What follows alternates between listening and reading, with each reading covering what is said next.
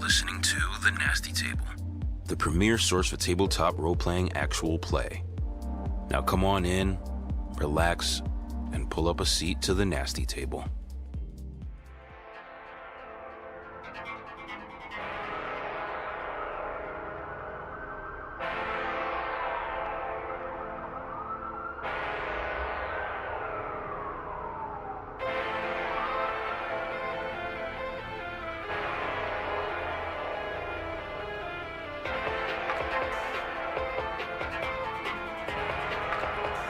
Last time on the Nasty Table. Why didn't you stop? Roy, get the fuck in here!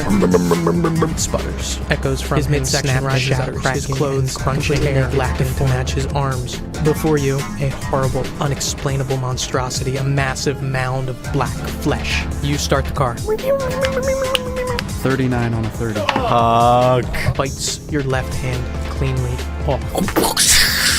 Gunshot rings out, the jaws clench. You're gonna take 13 points of damage. I'm down.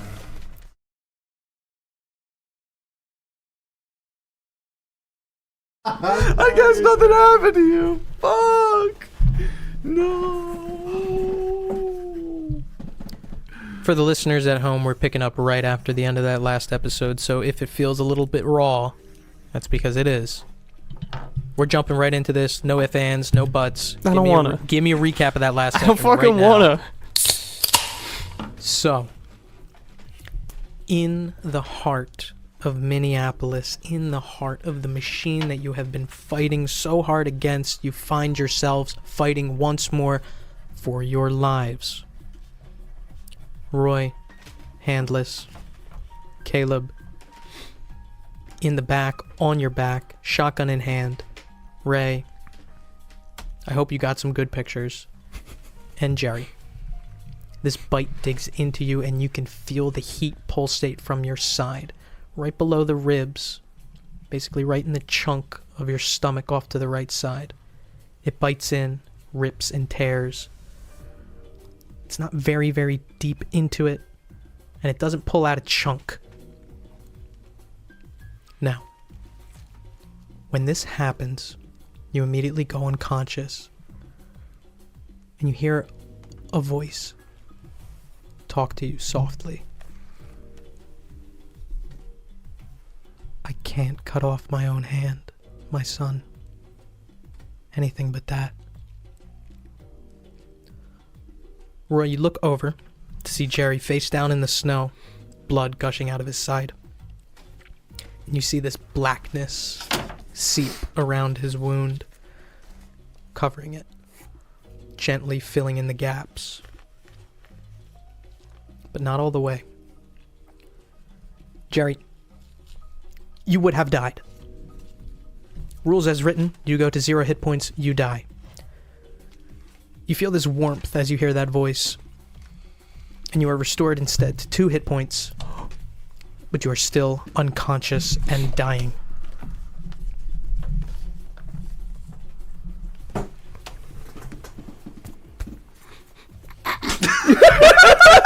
What did you do? What did you, I missed it. What did you do? Throw up gang signs. Shoot up gang signs. I had Chop. Take me home.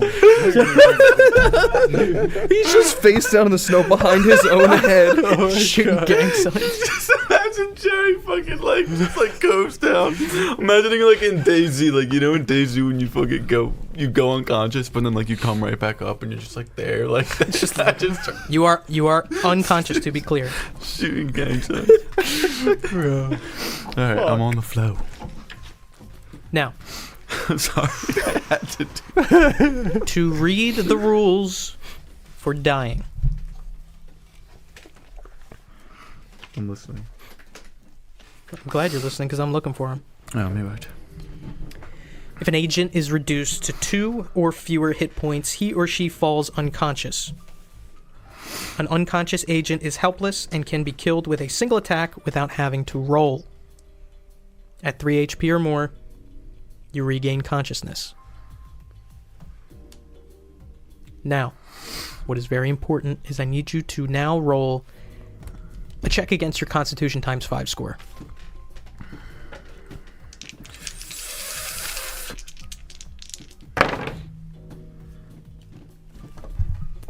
17 on a 60. You're all right. That would have decided a permanent injury, but you passed. If you failed, there's a complicated thing where I have to decide the lowest number on the dice and decide which number of your stat to permanently reduce based on... I'm not reading that. Fuck that. But you don't have a permanent injury, not like our friend over here. You feel this warmth around you. You hear this voice in your head, and you are still unconscious, sleeping ever so gently in the snow. You are not bleeding, though. Roy, you're up. So he's not in the van. He is unconscious, face down in the snow. And the thing is right there. Right there. I imagine it's like 2 feet from him. Less than that. It's probably rubbing up against you. So I see the uvula. No. The mouth is closed.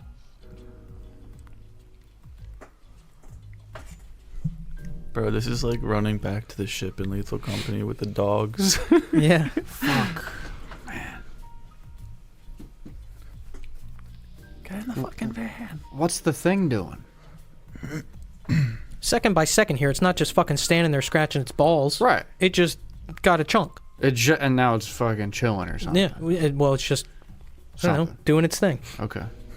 You're not standing there watching. Time doesn't pass while you deliberate So I can't imagine that if I grabbed him and tried to pull him in with the one van. hand. That's what I'm saying. So pull him into the van with one hand. First, you would have to get past this thing. Okay.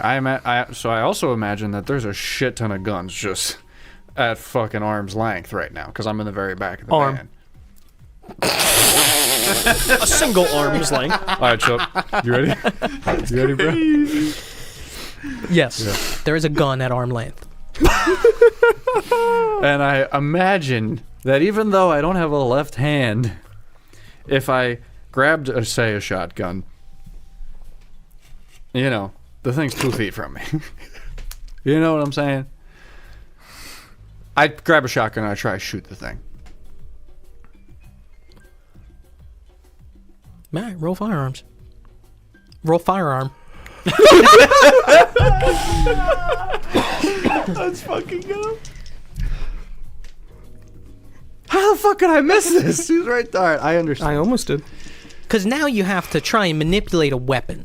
Firearms is not reflective of, oh, I have the gun up, I'm aiming, let me roll firearms. Firearms is reflective of, holy shit, let me get this gun, let me get my finger on the trigger, let me get the stock in my shoulder, let me get my hand on the... I imagine like my stump is like holding the barrel. Yeah. I'm going to describe it if you successfully do it. Yes. Rocks. 28 on a 45. 28 on a 45. Oh. You grab your hand in and you probably don't even look as your hand goes around a pistol grip on a shotgun. You pull it out, sling it up against your shoulder and kind of bump your shoulder to catch it on your stump. Aim ever so gently, pull the trigger, and it rockets back because I imagine you're not able to get the stock in your shoulder. Yeah. Doesn't exit your hands or anything like that, but you can feel the recoil go over your shoulder. Bullets fly out, this peppering of buckshot as it kind of embeds itself all in the side of this thing, and it does react pretty heavily to that as it stumbles off to the side and sits on its hind quarters and just kind of the mouth kind of turns to you now, direction and attention off of Jerry. Do you say anything? You also notice Jerry go down. I do this. You wave with your stump. Yeah. Stop. And so Jerry's unconscious. Yes. I fucking turn and I'm like, we gotta fucking grab Jerry right now. You mean it? Yeah. Caleb. You said that on my free action I could hand a shotgun to Ray or any gun in the back. That still applies over a session, right? Yeah, but Ray didn't want that at that time. He chose to shoot his gun. Why are you asking this question? Because on my next turn I can't use a free action to give him one now, so he can have a shotgun for his next turn. If he wants one, yeah. I don't give a shit if he wants one. Well, he didn't ask for one, and we're not going to say that you're going to stand there with a shotgun in your hand waiting for him to take it if he wants. No. That was just because he requested it, and I was feeling nice. But I know he's the rifleman. I know that's his weapon of choice. Do you want to use your action to give it to him so he can shoot on his turn? No. How far distance is this thing from the back of the van? Based off of its reaction to getting peppered with buckshot, now it has stepped maybe 10 or so feet away from the back of the van. Jerry off to the back left side of the van. You might even be able to see like the top of his foot. With how I've seen this thing moving, do you think would Caleb think that he has enough time to grab Jerry, bring him back into the van, and get into a position before this thing can attack again? You probably only have time to get out of the van.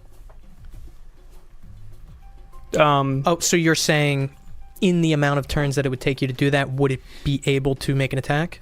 Yes, with how I've seen this thing moving. Off of 3 movements now?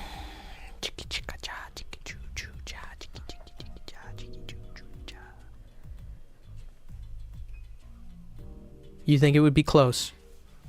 Okay. You think it would be really, really close? You think it might be able to? Okay, and I mean, I think the thought is here that this is the safest place because people are just getting bit outside of the fucking van. Trusting that my other boys are gonna shoot. Yeah, I'm gonna get Jerry.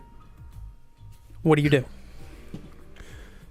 Okay, so I would have to fully step out of the van to grab Jerry. Yeah. Would you like to exit the van? Here, the courses of action. Exiting the van. Grabbing Jerry to put him in the van. And then the third one would be closing the door, I imagine. Or at least just getting him in a position where, like, You can get him. fat mouth thing isn't gonna. You can get him into the van in 2 actions. Yeah, that's what I want to do. I want this being the first half of it, getting him in. But you yourself getting in the van would be the third. And what would I think on this thing's movement? You know what? What do you want to do? I want to get Jerry. Okay. Based off of its movement, it's quick. Okay. You get out of the van. Step up to Jerry. You can see him laying face down. A decent amount of blood, and you can see this kind of pulsating black substance on his side. Grab your arms around him and start to pick him up. Yep. Ray. Okay, so he went from, I'm on the passenger side, he was on the right side, and then he kind of walks around back. So I'm assuming I'm kind of like turned like this in the chair, right? Mm-hmm. And then as he comes around, you know, like goes out of my view from the window, Right. and the back is open. Yes. So I kind of just want to like, you know, Lean over the headrest. So I want to just verify I can do this. If I, in 2 turns total, like, or 2 turns total, I want to get into the driver's seat, but in the first turn I want to get halfway there, like so. Mm-hmm. So I know I'm supposed to be describing things, but you know, Sure. I get up and then turned around. Explore the room. like this, right? And then I have a way to shoot. Okay. Halfway over, and then once I shoot, I hop into the sheet. the So driver's seat. you would like to straddle the center console to get halfway there, take a shot, and then on your second turn, get into the driver's seat. Yes. I will allow you to do that in 1 turn, but you will add 40 to your firearms roll. Or you can do it in 2. No, I'd rather do it in 2. Okay. Because then I would have like 1 clean shot, Yes. and then I could take the next turn to get in the driver's seat. The ignition is on. Yes. Okay. So, and then if that's only half of the turn getting the driver's seat, could I also presumably hit the gas or brake or make an action to drive if the ignition is already on? You're parked in a spot. In front of you is the park. Mhm. Not many places to go. I'll let you either hit the gas or put it in reverse. Okay. First, straddling the center console, Yes. roll firearms.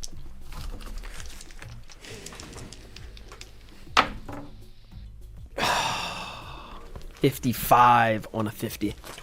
Damn. Fuck.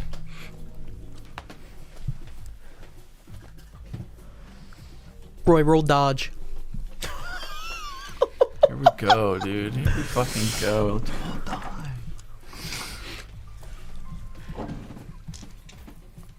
It would have been better if I did the. 19 on a Let's 30. go. Holy baby. shit. It's not going to Dodge take up that. your next turn, but you can see Ray's trying to steady himself, and you can see he's not aiming correctly. His elbows kind of dropped a little low, and you can kind of this split-second twitch where a gunshot rings out from Ray, embeds itself in the back of the truck, and as your reaction to that is kind of like moving slightly to the side, I have the feeling that he might have shot you, but you're Okay. able to pass by that, and you're okay. Okay. Fuck, my bad. Oh, shit. We're all shaking. I'm getting in the driver's seat. Come on. Jerry, you are unconscious. It is the creature's turn. Oh, I apologize. You were taking inventory of it Oh, yeah. to see what its health status was. It looks woozy. Okay. It looks like it's stumbling a little bit. It is reacting quite a bit to these gunshots. It steadies itself. Stands back up. Who is looking at it right now? Because I imagine Caleb, you're not. No. Jerry, No. you're not. Come on, Ray, you dog. probably are. I'm like catching the Why you tail even end of ask that this. question? Right. Whatever you're about to Piece of say. shit. Roy, Before it takes a bite of me, I fucking come out. Roy. Roy's looking right at it. The mouth opens. And the uvula, this statue figure, is now replaced with the face of Mike McAllister, who looks at you. What's going on? Oh shit.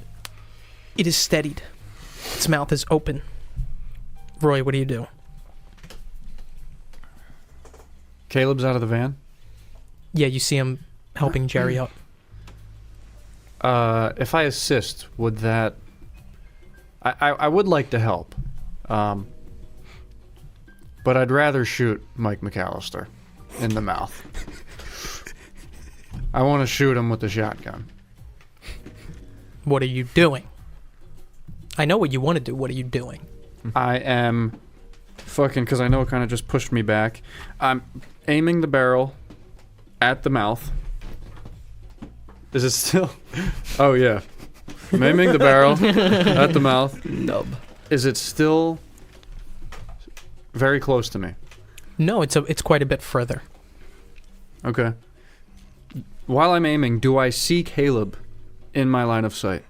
Not in your line of sight, but you see him out of your peripheral. Peripheral? Alright, I pull the trigger. Roll firearms. Oh, this is so huge. 96 on a 45. Fuck. Jesus, man. Could have been a crit. You Could have can't been a crit. shit. You're going through these motions and you're doing these things and you're ignoring the pain, and the pain is there and it hurts and it hurts and you cannot focus. Now you're noticing that you're losing a decent amount of blood. You're also going to lose 1 point of health right now. A gunshot rings out, but you're not able to keep the gun held up long enough because it's pressed up on your wrist. Exposed flesh and pain. Gunshot fires into the snow. Caleb. As much as I can do to get Jerry secure in this van and try to get myself secure. Okay. And I guess if I see that I do need the help, I'm going to call out for a hand. Only one, though. Roll athletics for me. Fuck, man.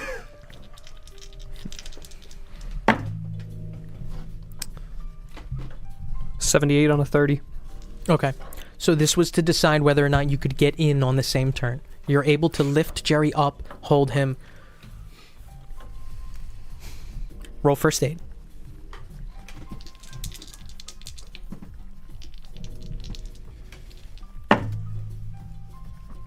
Ooh, 11 on a 30. Nice. He's breathing. He's stable. And he's not losing enough blood for it to matter. Do I notice Roy's blood?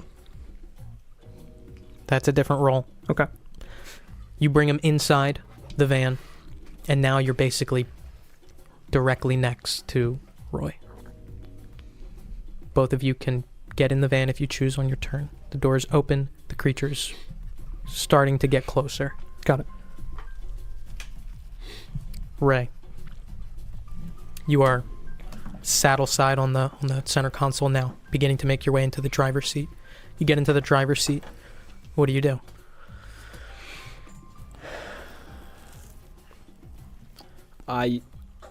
Can I prepare actions in this? Can I do that? No, because I don't want you to have to prepare. I mean, you can Like a ready. you can delay. Yeah. I want to basically say, well, You want to act on what trigger? well, I want to. Everyone's in the around the vicinity of the back right now, right? Correct. I want to turn my head around, from the driver's seat and say, "Get your shotguns ready. I'm crashing into this thing." Okay. You put it in reverse? I wait until their shotguns are ready. Okay. Like I'm waiting until they're ready with their shots. Like I'm like looking back. I got my hand or is it here on the wheel? They're not in the van yet. Just to make that clear, they're right on the edge of the van, about to get in. That's why I'm not. I want to hold what I want to do. I want to just say Tell me get ready. Tell me the trigger for your action, just so I know. Well, I'm looking back, so I am, looking, getting the visual cue and auditory. I want to see them get in the back of the van. Mm-hmm. And then I also, I want to see that they have weapons ready. And I'm kind of, if it's shotguns, I'm hearing, I'm ready. I want to hear that. And you will then do what? Put it in reverse, and then when I'm as soon as it starts moving, I'm basically gonna yell, "Shoot!" Okay. Jerry, you're unconscious. Mm-hmm. It is the creature's turn. You see it. Eye you guys up. Take 2 or 3 steps back.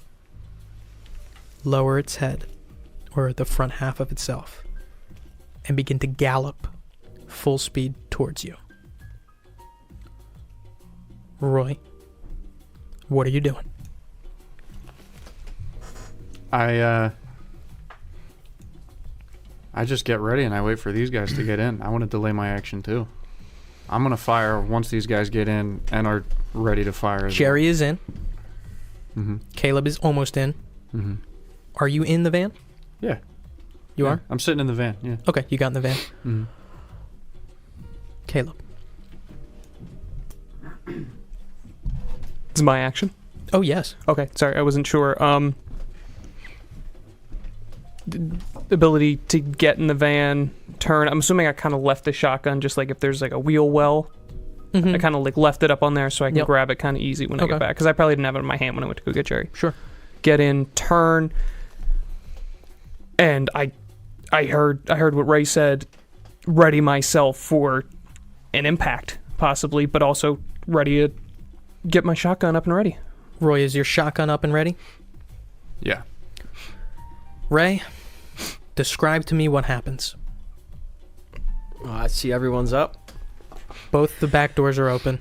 Everyone hears, like a nice shift noise, and then you kind of get launched towards the front because we're going hard in reverse, and I want to I want to be looking backwards too because I'm just going straight in reverse, right? And I wait till I see it coming, and it's it's approaching us fast, and then we're moving and it's approaching us really fast.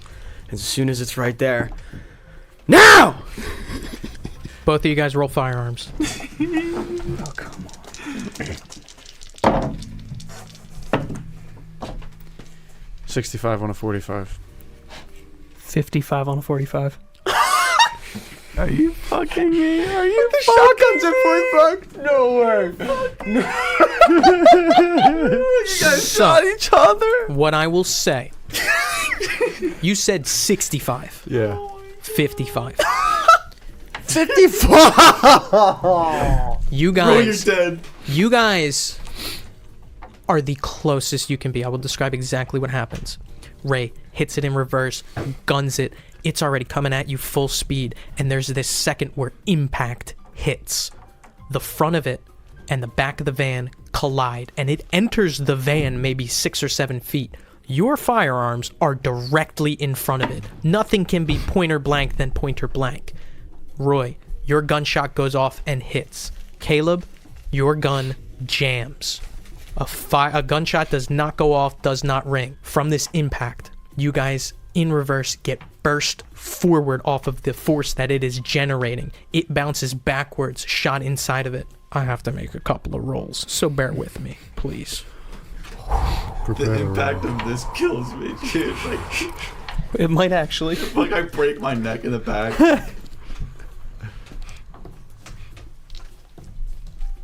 Yeah, there's just one Jerry sliding around. The van collides with the creature, and the rear end of the van is raised off of the ground fairly high.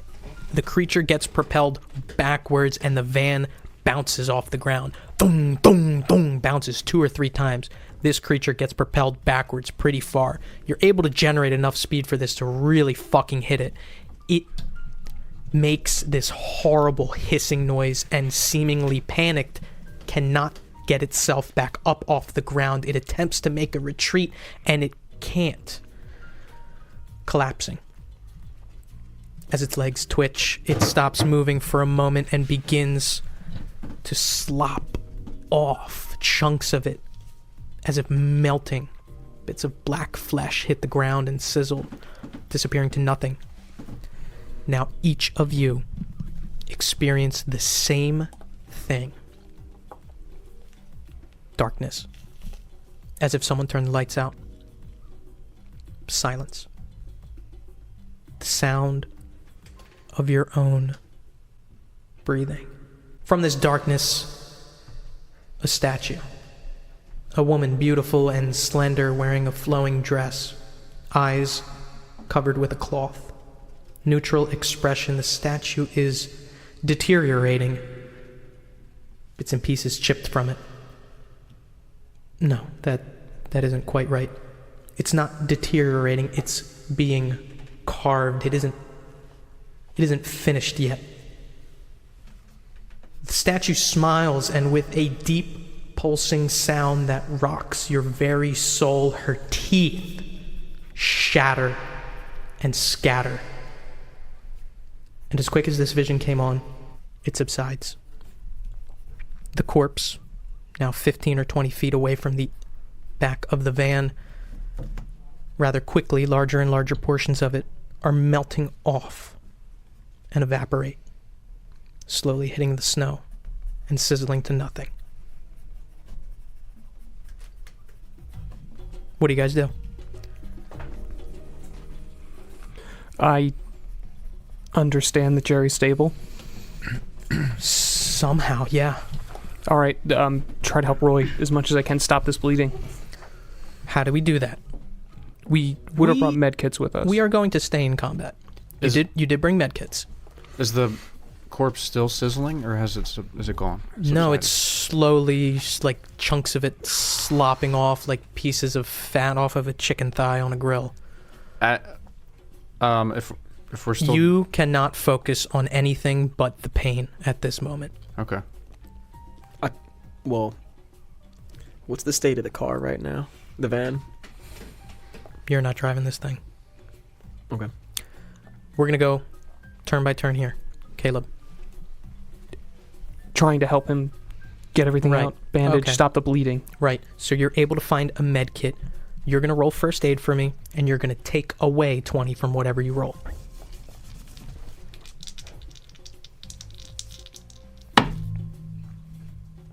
Ooh, 35 on a 30. 35 on a 30. You're able to find him a tourniquet. At the very least, that is one of the items that is given to you. Able to tie off his arm. I'm assuming that you're accepting this care. Yeah, absolutely. So he ties off your upper wrist with a tourniquet. The bleeding is slowed. It is not stopped. You're going to take another point of damage. What's your health at? 5. Okay. Remember what I said. If you get to... 2. I believe so. I think it's 2. Now, the blood is still coming out. You're going to have to maybe take some more steps in order to stop this completely. Ray, what are you doing? Taking inventory of the car, you look back. The back end is busted up, and you have a feeling that, shit, man, that must have snapped the axle. Yep. Especially with your background. Well, knowing that we're fucked.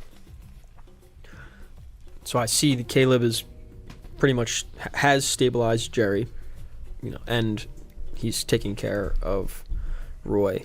I want to. I kind of chuckled myself because I'm thinking, holy shit, here I go again. I'm going to take out my fucking camera and take pictures of this thing evaporating for one last time. Okay, and just to say, what a fucking picture this is. Because you're taking it from the driver's side, through the back, out the back doors, and you just see Caleb tending to Roy's stump, Jerry face down against this cold metal back, and this creature off in the distance. It looks like an upside down spider when they die, and their legs kind of curl up, but it's just these pieces just flopping off of it. Yeah. And I'll take the picture from inside the car just for that sick shot, but I kind of want to get out. Step out? Yeah. Okay. So you step out, you begin making your way there. And I want to grab, I want to grab a rifle too. I don't want to just have my, Rifle at your side? yeah, I don't want to just have like a pistol. Okay. My service weapon. Give me 1 second to look up this rule. Never had someone almost die and not die. Everyone who's almost died has died. Jerry, to be clear, you saw that vision in your unconscious state as well. Oh. I do want to say that. So, here's how the rules are going to work. Caleb, you would understand this. He is stable, but he could still use some medical attention. If you properly treat him, he will regain 1d4 points of health with your first successful first aid attempt. If it is unsuccessful, you have the feeling that he will regain consciousness in about an hour. To heal up, you can either receive medical care, or every day, if you are in a safe place and have access to food and water, you should, and we should have done this with Ray, but we didn't. It doesn't really matter because I don't like the rule anyway. You have to succeed in a constitution check in order to regain 1 point a day. Fuck that. If you are getting ample rest and you are safe and you have food and water, you're regaining 1 point a day. Fuck that. Now, what was the last thing that happened? Ray got out of the car. Mm-hmm. Jerry's unconscious. Roy, what are you doing? I thought I can't really respond right now, right? I'm kind of sitting while he's like carrying. Yeah, is there anything you want to say? Anything you want to do? Well, Roy wants to get up and walk over to this thing as it's decaying. I don't know if Roy can do that though. I'll try. Roy can do whatever he wants to do. Okay, yeah, Roy wants to walk over to that thing while it's decaying. You're still trying to stop the bleeding completely. Do you stop him? Do you say anything? No, I don't stop him. Okay. You pass over him, and you're still bleeding a decent amount. Make your way out, and you And kind as I'm walking, I want to slowly walk and like close my eyes and like whisper like, "You there? Are you there?" I don't know exactly what happened, Roy. I was someplace else, but now I'm back here. It won't happen again. Did you see that thing? I don't care about the mouth. Did you see it? And I'm saying these things. I'm whispering these things out loud. Did you see the statue? No. All right. We'll talk later. Caleb. He's out of the van. I help Jerry. Okay. What do you try to do to help him? Turn him on his side, maybe check his airways, make sure his airways are open, and he's has the ability to fully breathe. Now, to those who did notice it, I mentioned this black mass that kind of put itself on the side of Jerry. At this point, it is not there. It is gone. You try to set up his airways correctly, and there is still a little bit of bleeding. You notice a scar on his side where this bite was. But it still looks fresh. Looks normal. Like a normal looking scar, at least. Yeah. Is it bite marks or is it kind of like a line? Bite marks. Okay. Bite marks. But those should probably be covered. Yeah, I tend to that if I can. Roll first aid.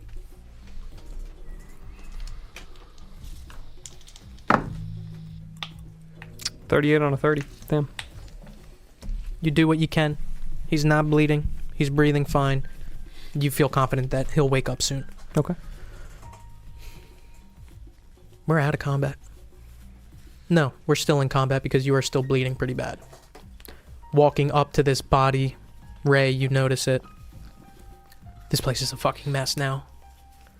Black ooze on the ground, which is slowly evaporating, is giving way to just like pockmarks, but there's still much of your own blood scattered about.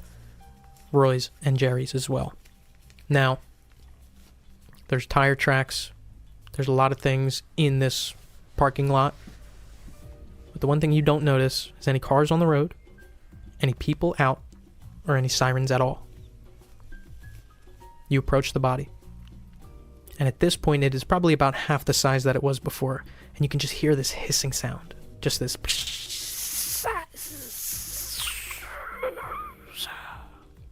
Quiet.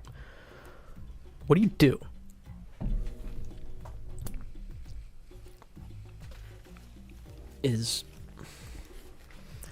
I don't want to like get myself all messy with this thing, but I want to try and like, poke around with my, tip of my gun, maybe kick around my boot or something. Like, is Doug fucking, like, is he just, I don't know. Like, this is just like an ooze. Is it all just an ooze? Is there stuff in the ooze? Like you start going through it, yeah, and picking stuff up. You don't hit anything hard. If you press your gun in and press it in a little further, there's nothing in there. There's no resistance. But it is slowly turning to nothing.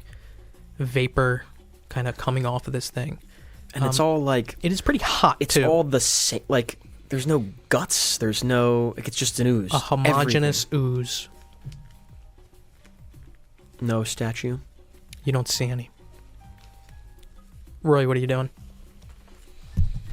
I imagine I'm seeing Ray do this, right? Like trying to kick up some shit, whatever. Roy kind of wants to do the same thing. Like he's thinking about the bleeding. How like visually, the bleeding has reduced. It was spewing blood.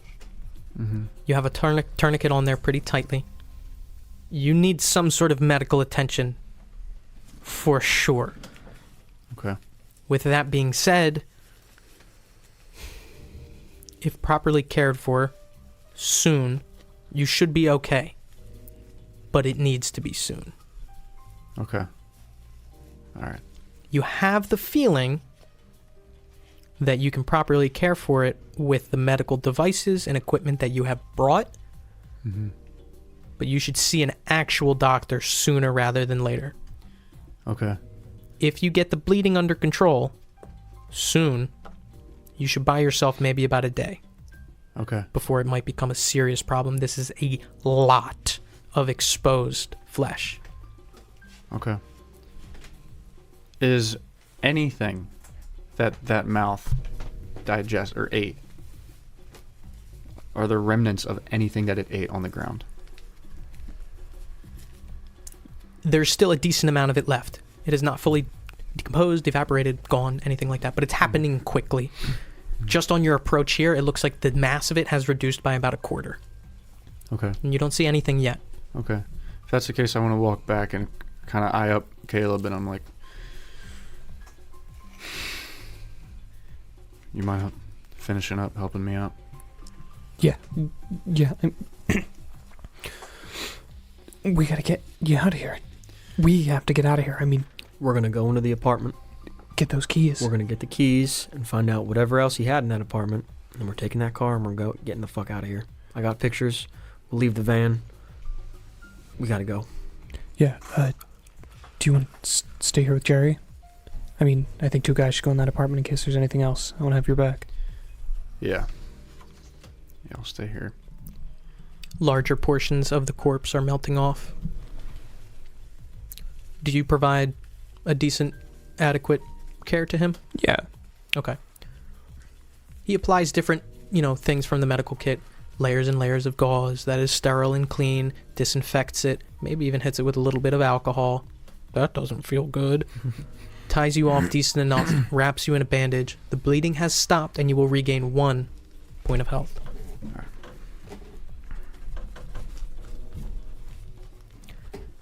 As he's doing this, you have a lot on your mind, but you can't help just staring at this stump. This case has taken a lot from you. Now it's taken a part of you, and that feels horrible. Roll sanity.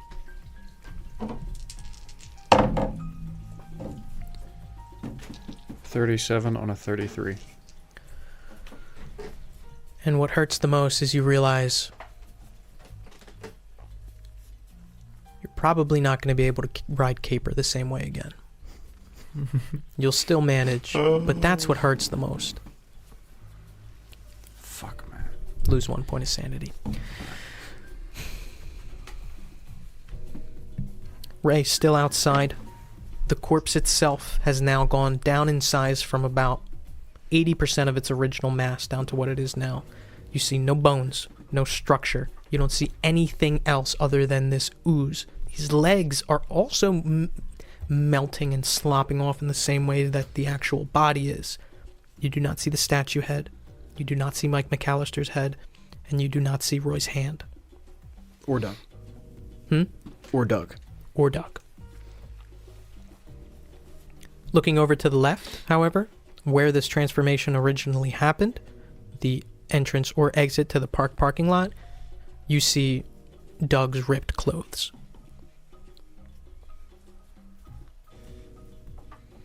Alright, I want to go over to those clothes. Like, they're just normal civilian clothes? Yes, it seems to be the exact outfit that he was wearing when he met with Mike McAllister. Alright. I'll take him, throw him in the van. Why not? There's some stuff in there. You feel some weight. Okay, yeah. Bring him to the van? Yeah. Okay, bring it over to the van. We're out of combat. Now, officially. What do you guys do? I dig through his stuff. Okay, start going through his stuff. Among his shreds of clothes, you find his badge.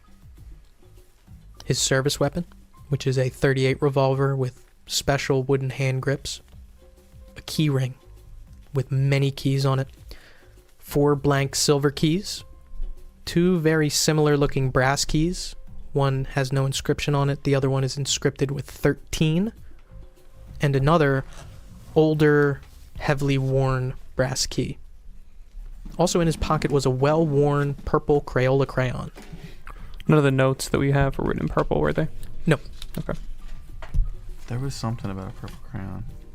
Were quote-unquote RG's paintings, was there any purple? No. Not any more than any other color. Okay. And definitely not crayon.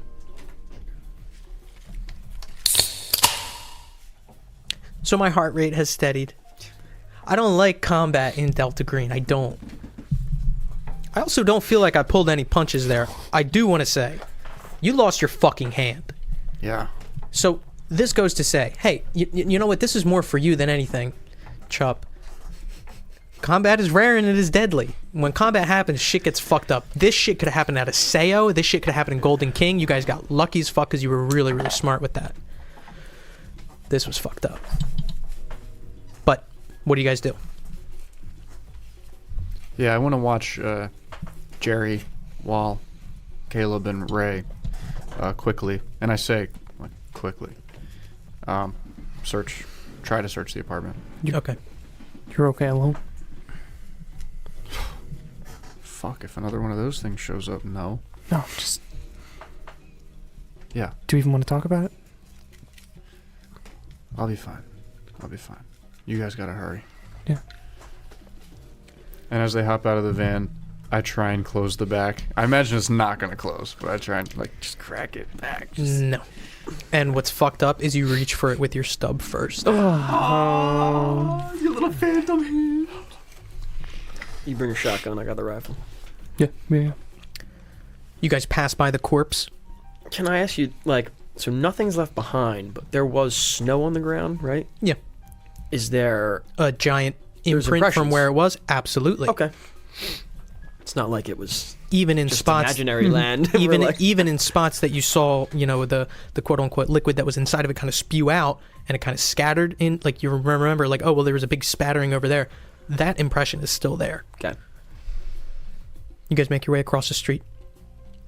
Yeah. Now this office, this apartment, like I explained, there's a glass door to the entrance. Off to the right, you also see an intercom system, which you guys didn't notice last time you were here, or at least Caleb didn't notice last time he was here. Ray, this is your first time up here. The door is closed. What do you do? The outside window that he was staring at us from. Mm-hmm. Try that. Is that locked? Locked. Look on the keys. Is there anything that I would think would match up to this door? So like I said, I mean, 4 blank silver keys, 2 pretty similar brass keys. One is blank, the other one reads 13, and another older, heavily worn brass key. Yeah, can I try the brass key first? It's not number 13. Yeah, you put that in, and it unlocks the door. Okay. Walk in, and then I guess looking for apartment number 13. Mm-hmm. So you enter. Actually, the first thing that you notice is right to the left, these lines of mailbox. I said they were kind of like safe deposit boxes. Number 13 reads D. Caliburn with a smiley face drawn on it.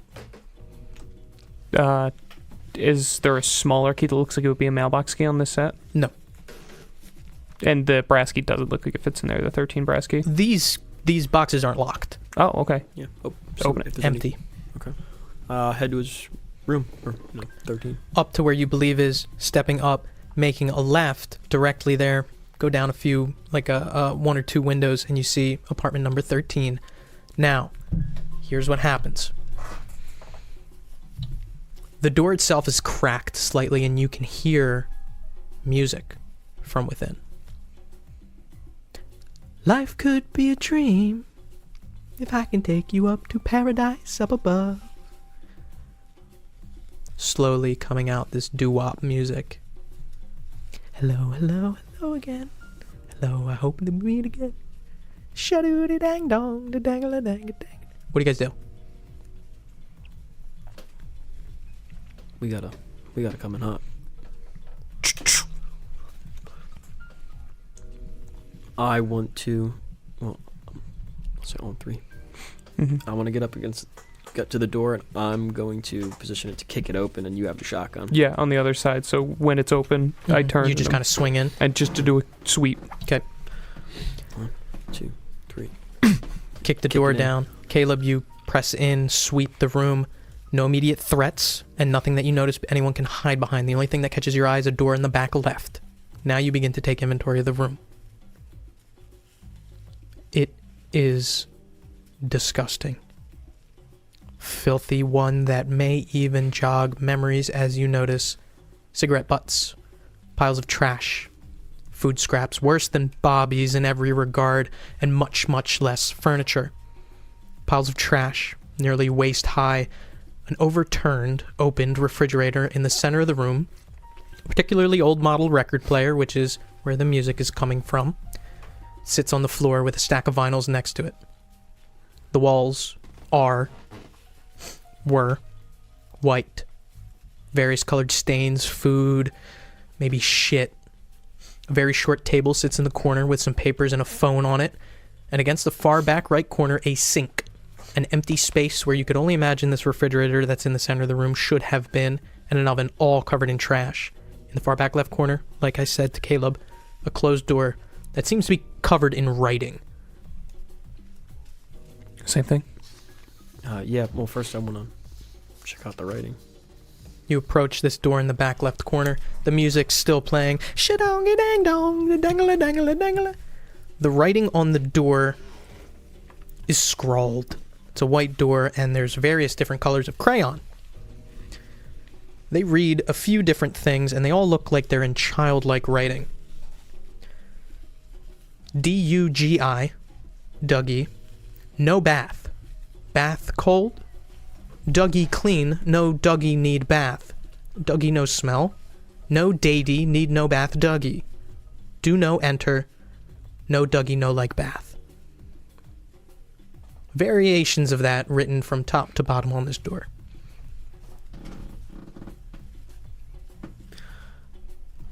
Can I... this being like a standard apartment, can I like take an educated guess if I think this is the bathroom behind this door? Is this a closet? Is this a bedroom? Unless there is shared bathroom, this door must contain either a room that leads to the bathroom or the bathroom. This may be a studio, in which case there is no bedroom, but you're not sure. You know that you don't see any other doors in here. And there's no toilet in the room. And there's no toilet in the room, exactly.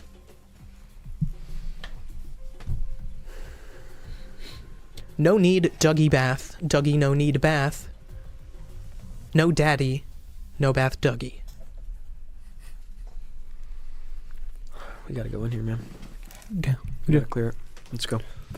Alright. The stench is also getting to you guys. It is horrible in here. And you're wading through trash to get to this door. Want to make that clear. Do you open the door?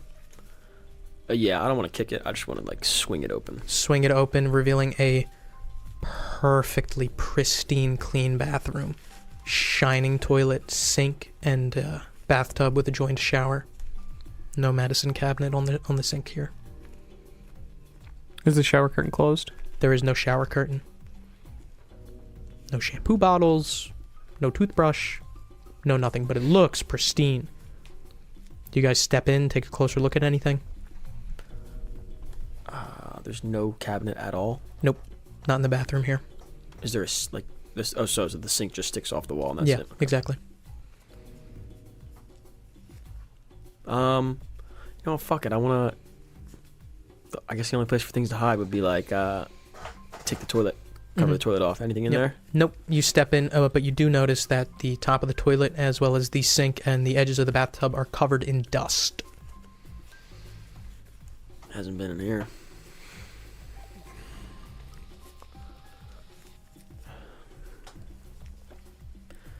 All right. Fuck. Let's take pictures of this whole place. Yeah. You get that. I'll search around as quick as I can. Yeah, and then we'll get out of here. There wasn't any. Was one of them keys a car key, or do we have to find a car key? Did any of them look like a car key? Nope. Then I'm looking for a car key. All right. Okay. Maybe on like a nightstand. I guess I assume that he was sleeping on the couch because he was right next to the window. There is no couch. There is no couch. Is there anything near the window to Nope. sit on? Nope. So when you said the refrigerator was on its side in the middle, like, does that mean the cavity of it is open up? Correct. Yeah, there it is. He was chilling in the refrigerator. Do you guys inspect this room closely? That's a theme. Yeah. These people that have this thing, like keeping them in a cold place with RJ. The fridge is not plugged in. However, standing over it, you do notice a stained pillow and blanket, and it reeks. It's horrible. This fridge enough to fit a grown man the size of Doug? Nope. He was particularly tall. Judging by where I was on the window, is this the same apartment from the outside inside? Absolutely. Okay. Looking around cabinets, looking for the car key, but Caleb wants an address. Caleb wants anything that points to the farm. Gotcha. And what are you doing, Ray? The record player is still playing music. I'm taking pictures of everything. I'm not trying to get to the record player, but when I do, I want to stop it and I want to read what the record is. Okay.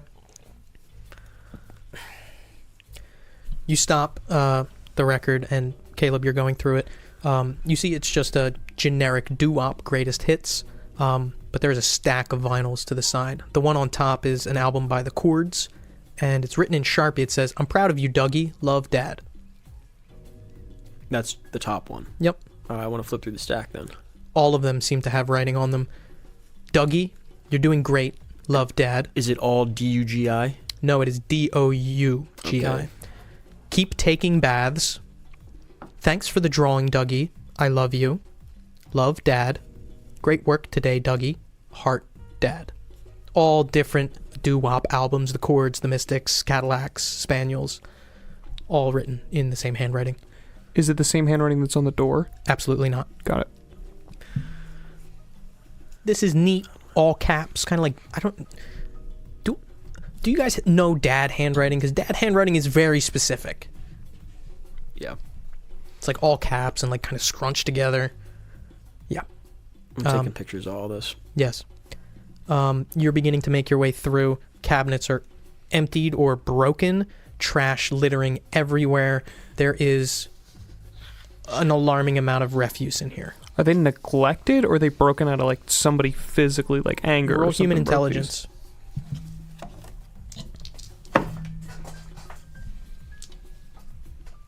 26 on a 61. 26 on a 61. Both. Okay. There is a point where you notice like the screws kind of ripped downward, so you imagine that might have been out of anger, but some of them are just in various states of disrepair. Termites maybe. And you're going through, I mean, there's so much trash, shit smeared on burger wrappers, ripped apart comic books, all sort of random trash. A lot of cigarette butts in here too. And there's something that you find that kind of makes you stop. A rotting, partially decomposed arm. From the arm up to the elbow, like the wrist up to the elbow. Child-sized. Difficult to pinpoint an age, or race, or gender. The muscle is deteriorating, the skin is dried. You just see it kind of sitting there among all this other trash. Seeing other dead bodies like we have, would I be able to pinpoint any type of timeline? Roll forensics. 12 on a 57. 10 or more weeks. Maybe Okay. 12. Can I dig through the trash around this area? Yeah, you begin doing that. Ray, after you're done with the records, what do you do? Do you take anything?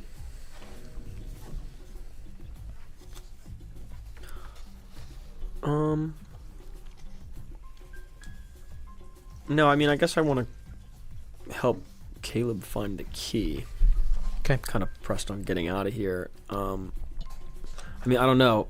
I don't think I've really found anything that like piques my interest like that either. Maybe if I start looking, I'll find The only something. other piece of furniture in this room is the table in the corner that I mentioned there was a phone on top of.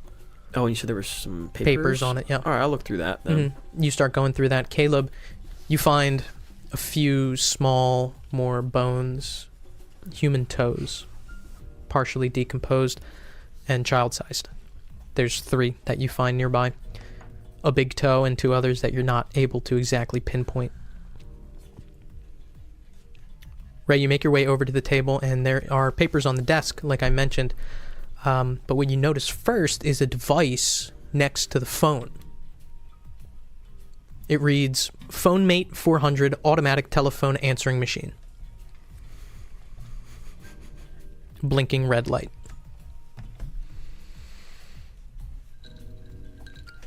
I hit the button and I hear a beep and I look at Caleb. Hi, this message is for Douglas Caliburn. This is Sarah over at the county clerk's office, filing some information on behalf of the county assessors. If you could just give me a call back at 612-588-5700. Thanks, and have a wonderful day. Beep. Hi, Douglas, Sarah again. Just following up on the message I left you last week. We're having some difficulty finding your birth certificate for these joint ownership documents that you've filed a claim at the assessor's office. If you can't find it or you don't have it on hand, we can put it in the claim. Just give me a call back. 612-588-5700. Hey, Mr. Caliburn. Roman Bird over at the county clerk's just spoke with your chief. All that paperwork's been taken care of, so you can disregard those last few messages. Hopefully Sarah didn't bother you too much. Take it easy. Beep. And the final message left is you hear like muffled kind of shuffling, and then you just hear, fuck. Beep. Does the fuck doesn't sound like it's not the guy that called. The Roman, you say? No, Definitely seemed not. like a different voice. Okay. Did you just cycle through the new ones, or? Does he have any saved on there? Is there like a save button or something? There is not. It's just a play. Yeah. No, it's everything.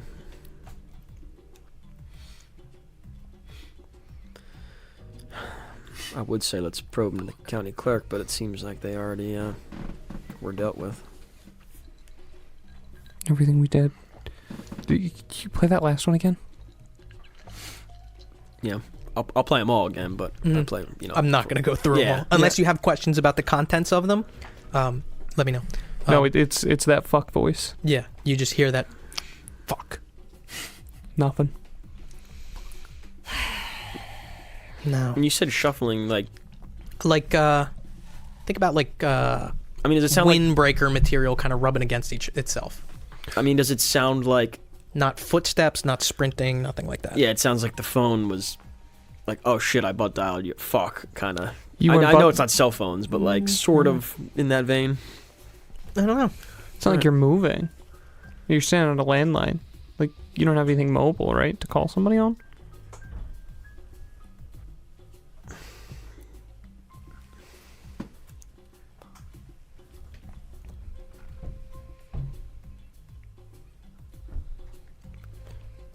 On this device, do we... I don't want to say, is there caller ID? Does it have where the No. number is? No. Okay. But you do notice, as you're standing here, those papers that I mentioned are not papers. Next to this answering machine is a 64-pack of Crayola crayons and 4 different crayon drawings on construction paper. Spread out, not evenly, not like they were on display, but as if someone was drawing to their heart's content. RJ, right? Same thing with RJ, right? 4. Can I like... What's on the... What are the pictures? Oh, I'm going to tell you what the pictures are. Did you draw any? No, I really wanted to, dude. I thought it would be so funny to fucking throw down a stack of crayon drawings. But a 64-pack of Crayola is fucking expensive, dude. The first depicts a brown house flanked by several trees with 5 crudely drawn stick figures standing around it. 3 of these stick figures look different than the other ones. One has a long beard, one has white hair, and the other one has long brown hair. The second depicts just a child's drawing of a cop car, and what you can only imagine is a police officer.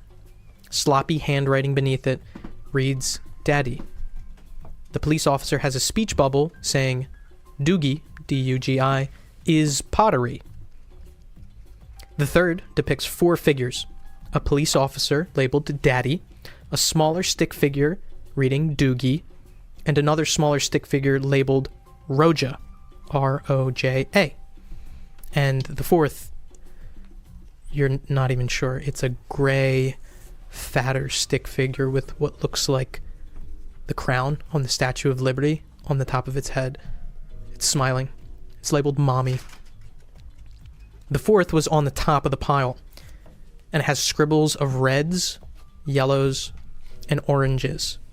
In sloppy childlike handwriting, black crayon on top of this scribble reads, "Daddy say, when one fire, fight nudder fire." Daddy say, when one fire, fight nudder fire.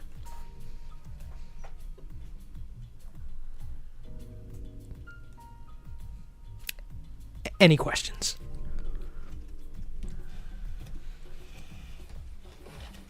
And Roy, are you doing anything out there as well? Just sitting next to an unconscious Jerry. Yeah.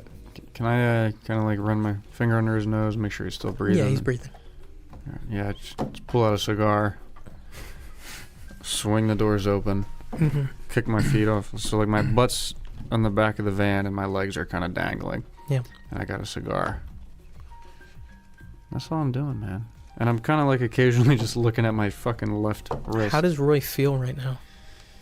The shock is going away and it's turning into sadness. Not really regret or anger or anything, just an overwhelming sadness. And he's quiet. Back inside.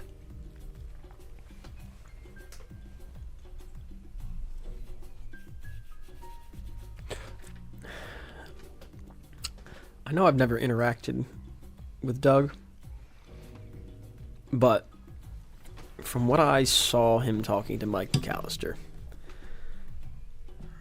I don't think he's like deficient, right? Like mentally. Like he seemed like he was having an adult conversation with Mike McAllister. Absolutely.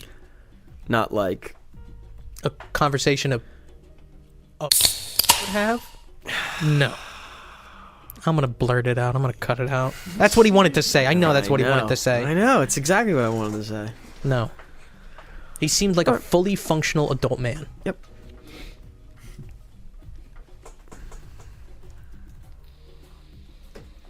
You snap pictures of all these, right? Yeah.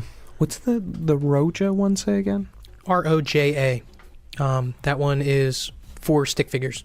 A police officer labeled Daddy, smaller stick figure labeled Doogie, and another smaller stick figure labeled Roja. And next to it, a gray, fatter stick figure with a crown on top of its head, smiling. And it reads Mommy. That's surprising. I mean, closest, it's the names again, but the Roja. Ronald Jordan.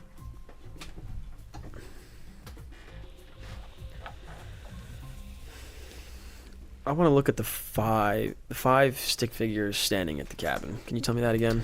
5 stick figures standing at a brown house in the woods.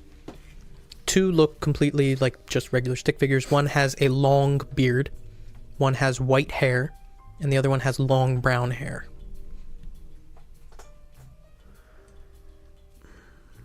Dan Winters is white hair, right? Yes. Okay. I mean, he has white hair. Sorry, not his white hair stick figure. Yes. He has white hair. Caleb, are you still going through trash or are you deliberating with him? No, I went back to the arm that's in here. Mm-hmm. Is it clean? Is it look like it's cut or just the bone? Just the bone.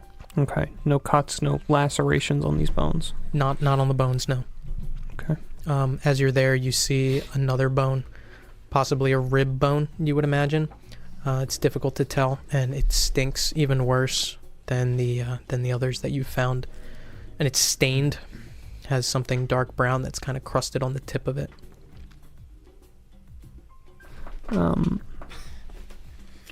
Yeah, keep looking.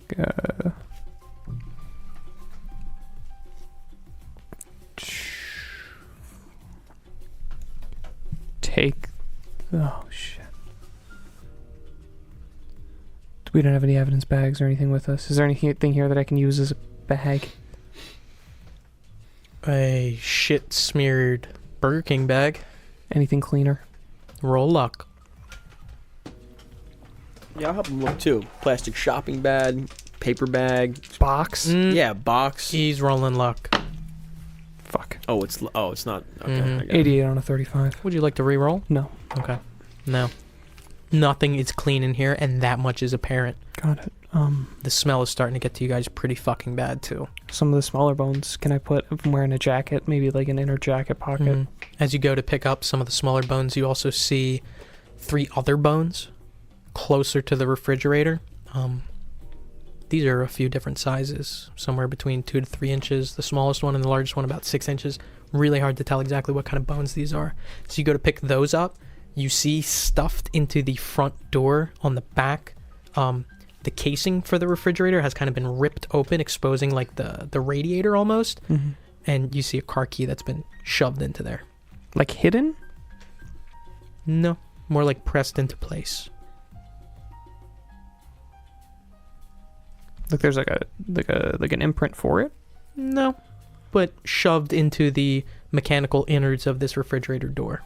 Refrigerator have a freezer? No. Okay.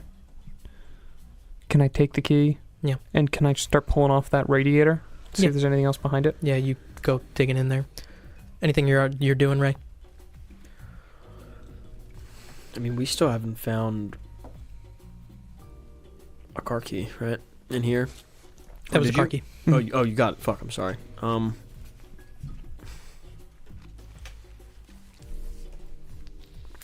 If you're still looking in here, I just want to keep rummaging around, see what else I can find. I know it's a lot of shit, but Okay. I don't know. I just want to cover it 100% because I don't want to come back here. Are you guys doing a top to bottom here? How much? Now that we've gone through it, how long do you think it would take us? About half an hour. You guys have spent about half an hour in here. Yeah, I'd say fuck it. I want to find that address. Yeah. I know he's been there. Yeah. You start going through. Time passes. Roy, you know that 30 minutes has gone by, and then another 10 past that. You guys start going through this trash. One thing you notice that becomes apparent, there are no receipts in this trash.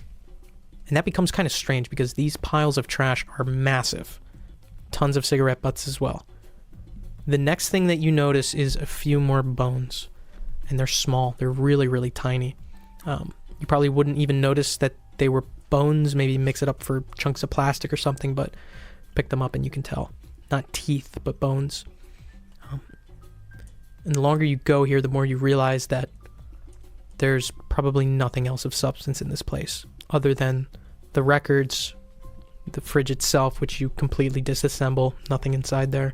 Peeling back baseboards at a point too, nothing behind there. Looking inside the only exposed vent in here, which is crusted over with all sorts of detritus, nothing in there.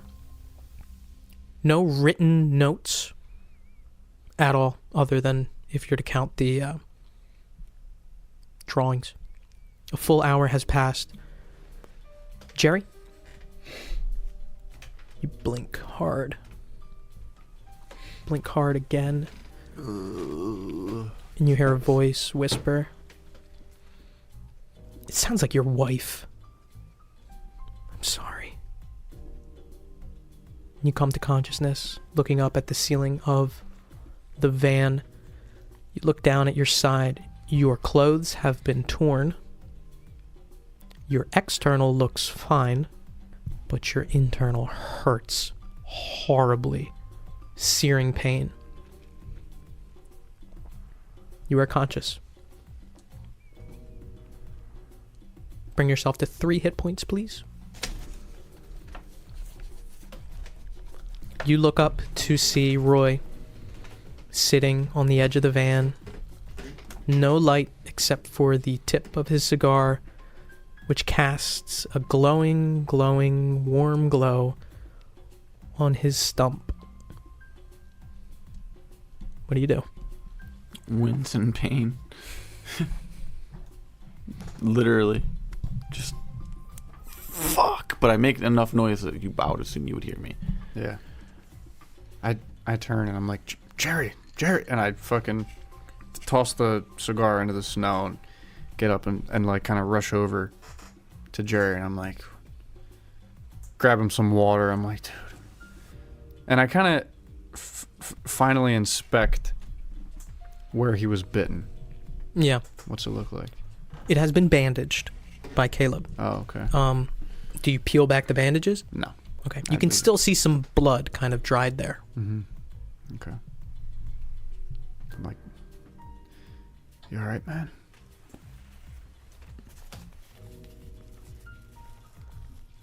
Where are they? They're in his apartment. How much time has passed? About an hour. What time is it? About 9:30. Okay. Is it gone? It's long gone. It's fucking... We killed it. I saw something. Saw what? I saw a statue. I saw things when I was out. Ah.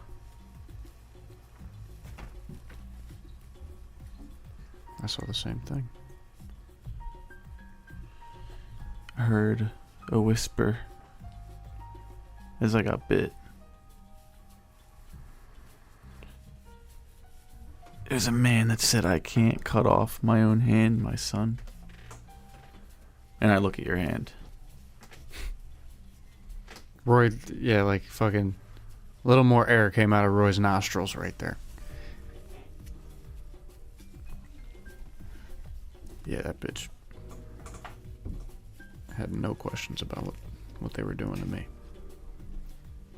But I saw it bite you. It bit you pretty fucking hard, man. I'm here. Somehow. And I start to like unwrap it. I want to look at it. Yeah, you start unwrapping it. Yeah. At this point, you guys have completed your deep dive in there. What are you taking out of this place? I want to take the 4 pictures. Okay. Car key, and I want to kind of put it in my jacket, but that longer arm bone. Okay. Yeah. Anything else? Pictures of everything in here. Just a heads up. And you also have the feeling that you're reaching the end of your canister. Yeah. Not there yet, but I look at Caleb and fuck it, and I grab the answering machine too. gotcha. You can take the tape if you want the tape. The tape is removable. Yes, I want the tape. Gotcha. Okay, you pop it out, take the tape out. Okay. Anything else you guys are taking? We didn't run into any other tapes when we were in here. Nope. Okay. That's it. Yeah. Okay. Making your way out. Are you closing the door?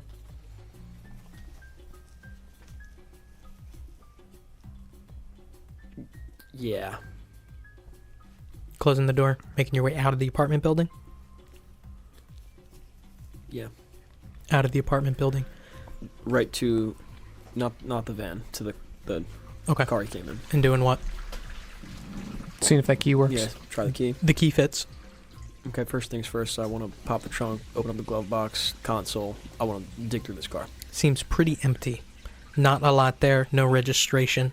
In the back, you see a spare tire and a tire iron. There's also a duffel bag in the back, though, that you do notice. If you open it up, it is empty. No visible stains or anything like that on the back seats or the front seats. All right. Fuck it. Let's go pick him up. I put the bones in the duffel bag. Bones in the duffel bag. Closing the trunk, getting in the front seat, driving over to the van. Roy, as you finish your conversation with Jerry, you see the headlights from the car, and it's very easy to recognize it as A, the car, and B, the driver as Caleb. Jerry, you kind of peel back the bandages, and you can see the scar that's formed. It's white. It looks like a bite mark deep in your side, and you touch it, and it hurts really, really bad. But the skin isn't too damaged. It's not a vile, vicious, horrible, disfiguring scar. There are other cuts that are there kind of deeper in that you notice. Those are a little bit fresher. Those are still bleeding just a little bit. You have a feeling if you put the bandage back on and tighten it, you should be fine. For all intents and purposes, this looks infinitely better than it feels. This feels like you are missing a section of yourself, and it hurts. And even if you try to sit up, you're going to need some help walking. You also see light from the headlights. Well, I just like lay back down, like pack it back up, and just fucking lay there, basically. You guys pull the car up. What do you do? Is this a van that plates? Fucking the type of van. Is this a van that Minneapolis or even fucking Linwood Falls could look at and say this is our van, including license plates? Oh, I'm taking the plates off the van. If that's the case, I'm taking the plates off the van. Yeah. Or I'm burning the entire van right now. Everybody at this table, roll law, bureaucracy, or heavy machinery. Yeah. What was it? We were waiting for that roll all campaign. Law, bureaucracy, or heavy machinery. And I failed the roll. Oh shit. I rolled law 23 on 55. I rolled bureaucracy 19 on a 51. I rolled law 26 on a 34. Everybody passed except for heavy machinery. 97 on a 64. Brutal. Well, maybe it fits a little bit because heavy machinery such as cranes or bulldozers do not have VIN numbers. You're going to have to scratch the VIN off if you want it to be completely untraceable. It's on the inside of the driver's side door. You're going to have to scratch that off with some sort of file or something to make it unreadable. Is there gasoline in the van? Like, Is there like pictures of gasoline? Because if they, I say this out loud, if they see that someone scratched off a fucking white officer's van, you would know this is a regular civilian van. We've established this. This is through and through civilian plates, civilian make, civilian model, civilian van, plumber's van. It's like a gray color. I mean, it's not going to look any different if this thing's burned up. It still looks suspicious, but I mean, fire won't. Fire here. It's going to attract at least a couple eyes.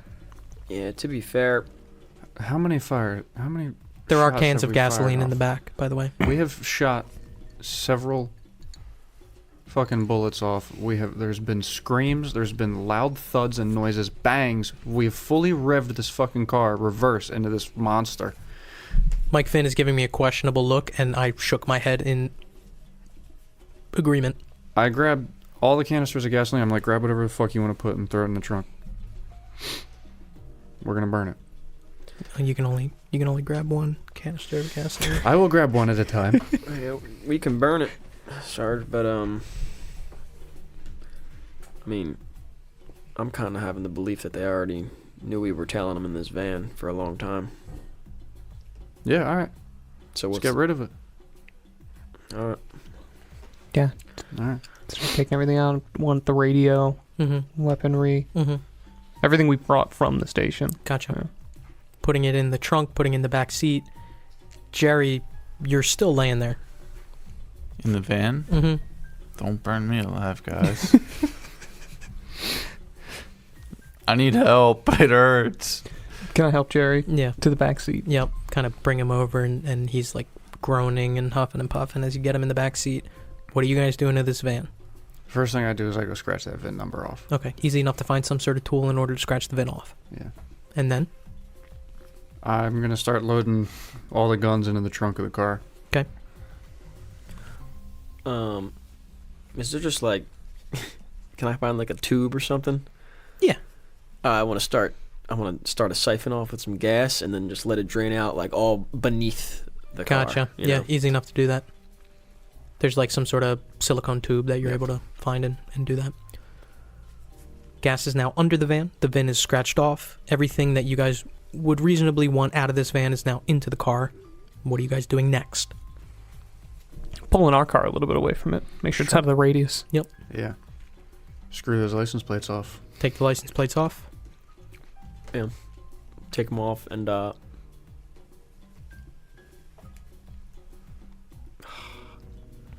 think we should put them on this car? I don't know what the hell plates he put on there. Yeah. Exactly. I mean, unless they say like for like a van, they're not like specific Nope. van license plates. Yeah. All right. Not like I'll- heavy duty.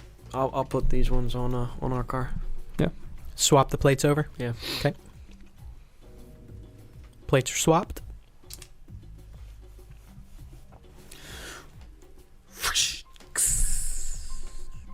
Has, I ga- light a match. has gasoline been spread anywhere else other than under the car? Oh yeah, I thought it was under the van Mm-hmm. with a trail to the car. Yep. Yeah, I'll load just like all over the floor of the van. Right. That's Okay. all I'm aiming for. Gotcha. Seats done. The van is properly doused in gasoline. The car is a safe distance away. Yeah. Light a fucking match from the car and just toss it. The match travels end over end, makes contact with gasoline, and with a resounding whoosh, the van lights ablaze. A beacon of light in an otherwise dark night. The four of you find yourselves finished with what you set out to do in Minneapolis.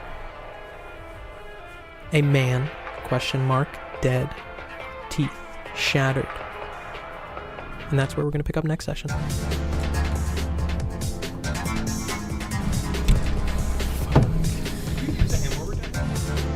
Yeah, I got them from work. Thanks for listening to this episode of LFVCU, a Nasty Table production.